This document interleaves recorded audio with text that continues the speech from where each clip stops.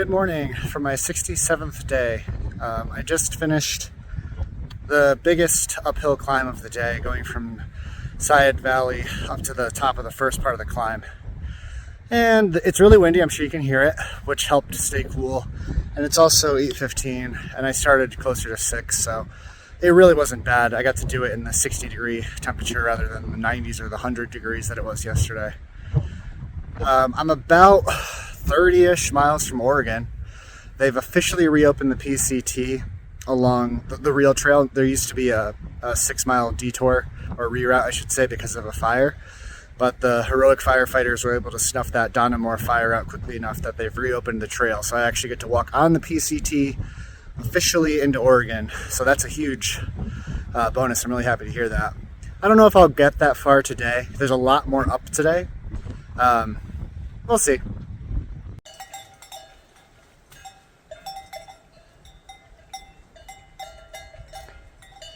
The cows of California are much more musical than all the thousands of them that I met in the CDT. Well, here we go. It's July 24th, my 68th day on trail. And this behind me, which isn't super exciting to look at on camera, is the Oregon-California border. So I'm extremely excited to be here. California is the biggest state by far of the PCT, and I've been on it for over 1,600 miles. So it's a pretty big milestone to enter another state, especially when it's less than 500 miles long. I bet it's going to fly. But I'm especially grateful to be here because this whole area was closed for the Donamore fire, which I'm extremely happy to say there hasn't been a single sign of it. I haven't walked through a burn or anything like that, so I see why they reopened it. I'm really glad that they did, because crossing the state border after being in California for over 2 months is special. So I'm really glad to be here and that it's open, and want to say a huge thank you to all the men and women that fight the fires out here, because if they hadn't gotten that fire out and under control so quickly, there's no way I'd be standing here right now.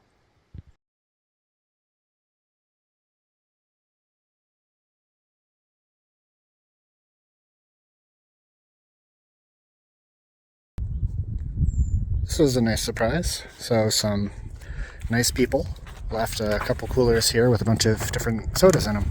So I didn't know this before, but I see that the brand is called Shasta, which is where I know Shasta. So maybe it's a local soda, which is really cool, which is what I just had, the Shasta root beer.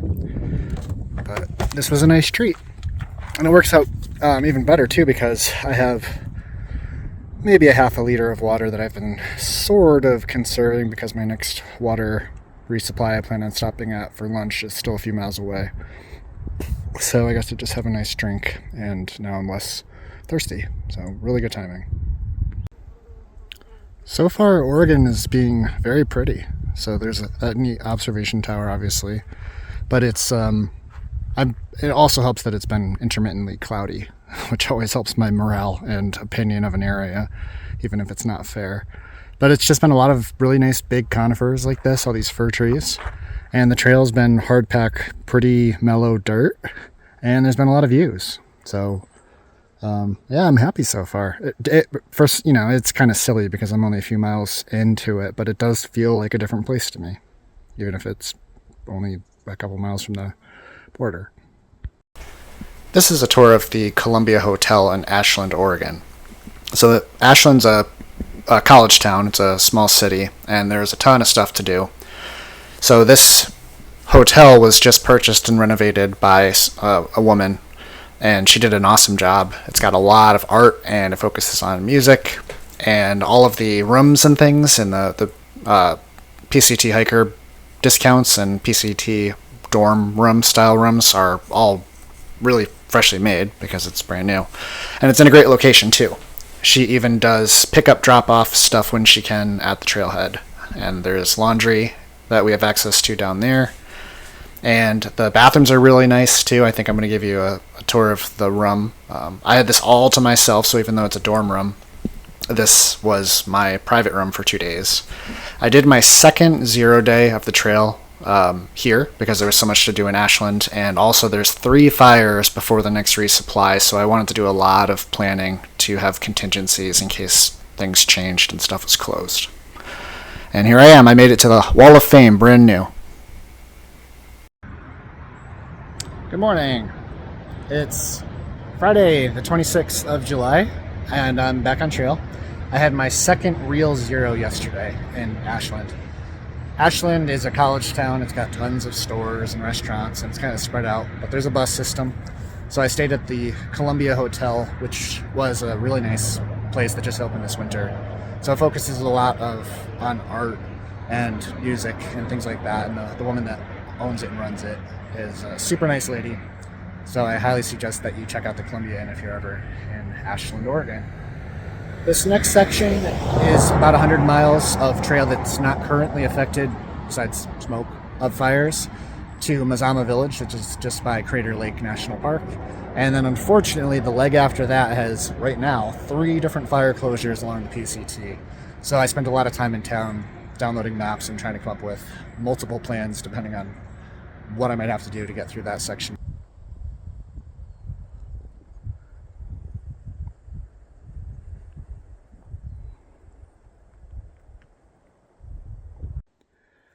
This is one of the biggest blowdowns that I've seen that somebody's cleared. To put it into perspective,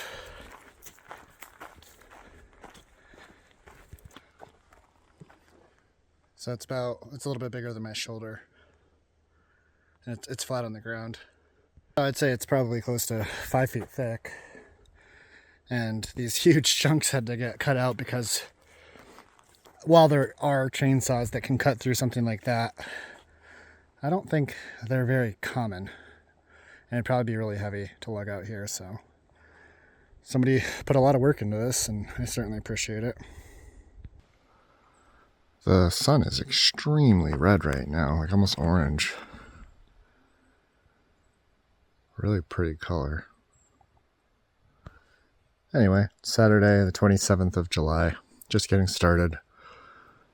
I dry camped last night, so I need to get some water. There's a campground that's right down here that I could walk down to, but it's this Saturday. There's probably lots of people sleeping. There's a natural water source 2 miles down, so I might just head to that one, enjoy 2 very light miles this morning while I wake up. This is a pretty unique landscape. I haven't been through something like this before. Looks like a bunch of lava rock, and then there's this really finer, really coarse, almost pumicey path. It's a beautiful morning. I got up before the sun today because I'm trying to do a nice big day into Mazama. I'm getting a little anxious about the fires. They're growing, and 3 out of the 4 fires in Oregon are in the resupply from Mazama to Shelter Cove. So I want to just kind of get through it, and then I don't have to worry as much about it. But it is probably the clearest that it's been in a long time from the smoke. So maybe I'll be fortunate with the next section and not have too bad of smoke. Overall, the trail in Oregon has been really enjoyable. It's been a nice, for the most part, hard pack dirt in thick, shady woods. This is the first significant burn. And from what I read, it's going to be like this for the next 14-ish miles all the way to Mazama. Well, I guess this is the boundary to Crater Lake National Park. There's 4 signs for it. I'm headed out from Mazama Village. That's the building that has the restaurant in it. This is the camp store that had both of my resupplies, even though when I told them I was hoping that they had 2 for me, they were skeptical. There was a post office that just closed, and they were explaining even when you send it UPS, a lot of times it gets sent to the post office, but thankfully my stuff is here. The campground I stayed in is over there. They have a really nice big section for hiking bike-ins, so that was pleasant. And it's pretty quiet for a campground, so I do really appreciate that. But anyway, today is the last handful of PCT miles that I'll be doing for at least 2.5 days. I have a bit of a road walk, maybe a mile, back to the PCT, and then from there, northbound on the PCT, I get to the intersection where the Crater Lake Rim Trail sort of starts by Rim Village. And because of the fire, one of the fires, I don't even remember what it's called anymore, there's so many to keep track of, it is closing all of the PCT miles in all of Crater Lake National Park north of here. So instead I have to walk the Rim Valley Trail, and then I can't even take the PCT out of the park. Instead I have to walk on a paved road that's closer to the fire than if I was walking on the PCT, which is on the far side. Back to the PCT for the last time in a while. So the Dutton Creek camp in 2 miles, I think, is where the PCT closes. And then after that, I'm on an alternate for a long time. So this is a visual here. So I'm down somewhere down there on this right here, this road. So I get to walk this much of the PCT. And then the real PCT is this and that out there. But that's all closed because of the Middle Fork fire. So instead, I go up to here, and then there's a trail that goes around the rim. I'm sure that'll be beautiful. So that's not a bad consolation. At least I don't have to road walk. There's supposed to be a good water cache here. But one thing that irks me, and I understand it, I'm recreating. And, safety of the firefighters is number one. Safety of the public is, which is me, is number two. I get it. But what annoys me a little bit is that the fire's over here somewhere up to the north and west. This road is open. And this part of the PCT goes from this road here only about 5 or 6 miles up and then hits Highway 138. And that's closed. So the road is open, but this is closed.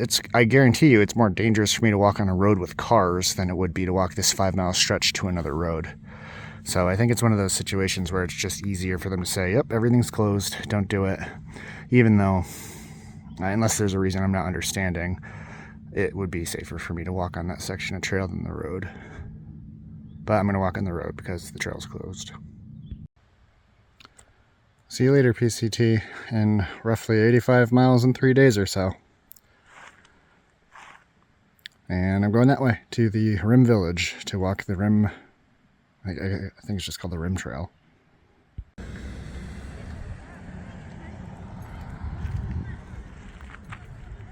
And this is Rim Village.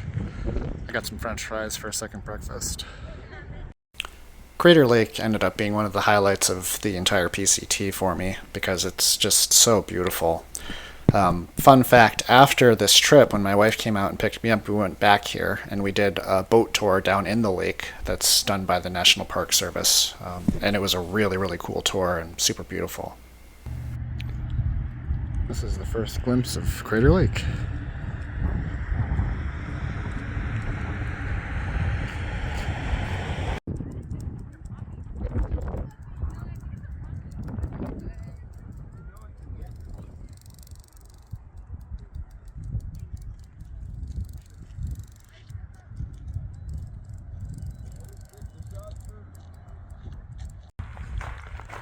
Looky here, it's completely avoidable, but I haven't walked on snow in weeks.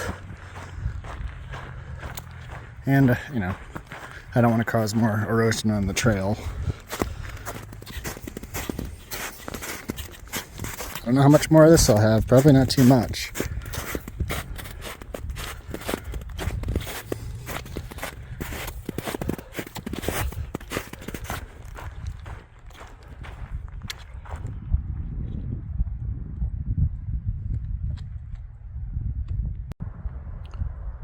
This is the end of the Rim Trail.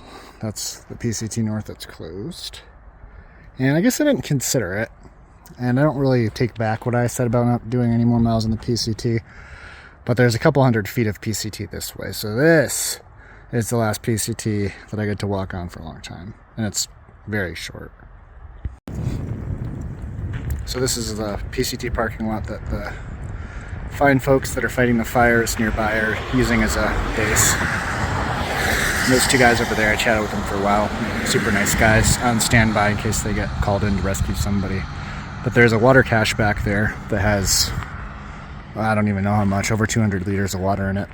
So I have a ton of water on me right now. They do ask you inside to stick to 2 liters if you can't make it to the next one. However, the next one is in a closed area because of fire closures. And those 2 guys have been here for 2 days, and they told me they've only seen like 4 other hikers. So I took quite a bit, and I hope the folks that cache it don't mind, because I am road walking and there isn't another known water source for probably close to 30 miles. So yeah. Anyway, here we go, beginning a long road walk. This is kind of a neat spot. So you can see it's called the Hummus Desert. A good look of Mount Thielsen. And you can see the desert goes on that way for a long time. Here we are further into the road walk. So there's the PCT all closed.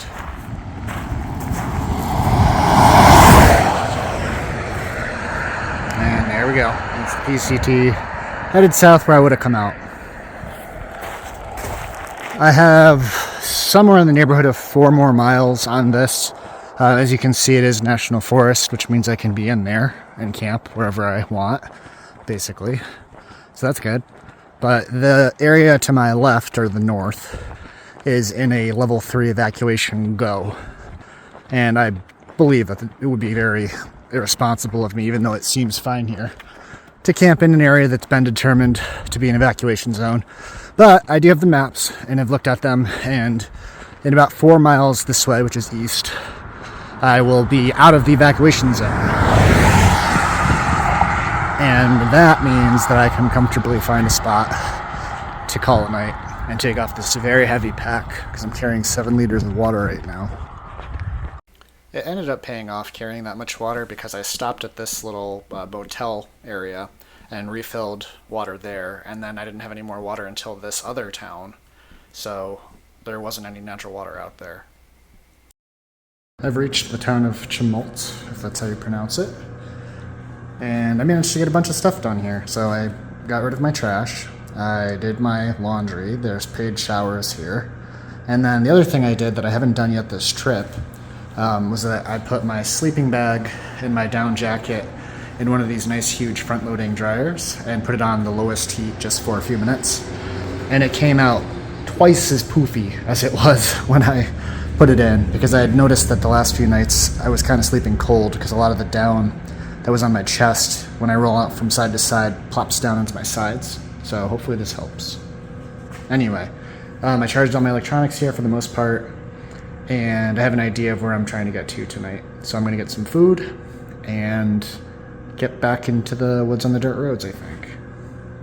Here's camp for my second night of my fire walk around, which should be my last night of not being on the CDT, since tomorrow it's likely that I'll be staying at Shelter Cove, which is a regular resupply spot along the PCT, so that's nice. But anyway,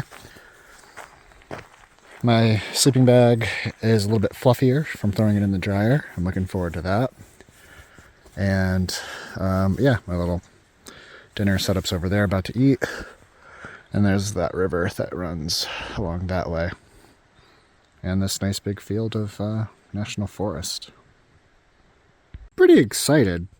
So these Norse pesticides are my kind of staple dinner for my through hikes that I have used forever, going all the way back to the AT.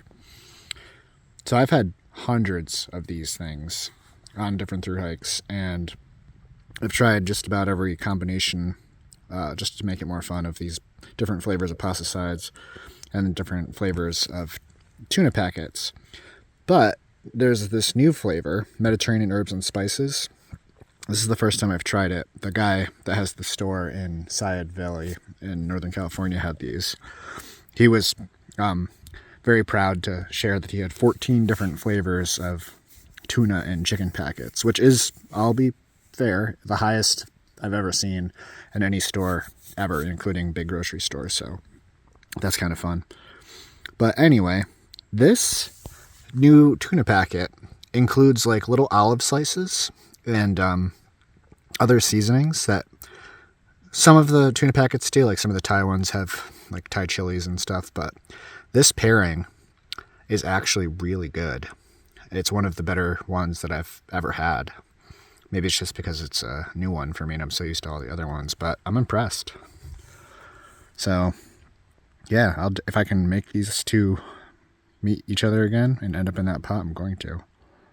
Thankfully, I've got a great water source here along the road walk. This is called Crescent Creek, which must drain out of Crescent Lake, which my original plans were to walk right by today, but the evacuation area is bigger now, so I can't ethically do that.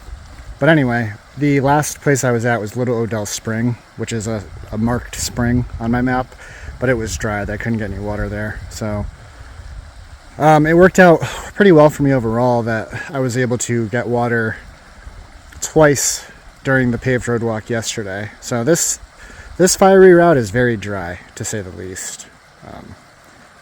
Really, it's just this Crescent Creek and then the little Deschutes River that I camped by last night. Those have been the only two water sources of the whole 90-mile road walk. Finally have a nice view of Odell Lake. You can see it's a little hazy, but not too bad. From where I'm at, I really can't smell the smoke, so that's nice. My destination is somewhere straight ahead over there, maybe those buildings. I have to walk the full counterclockwise circle of the lake over to straight ahead on that far shore to get to my destination and resupply. Well, it's been a long road walk, but there it is, Shelter Cove, the entrance to the road down to Shelter Cove. So I still have, I don't know, a mile or two to get to the resort, but I'm officially done with my busy road walking. This is Route 58. I'm finally pulling off of. Whew! 3 days of roads.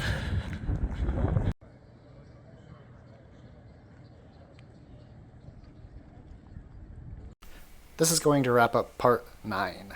Thanks so much for watching. Please consider liking and subscribing if you like my content.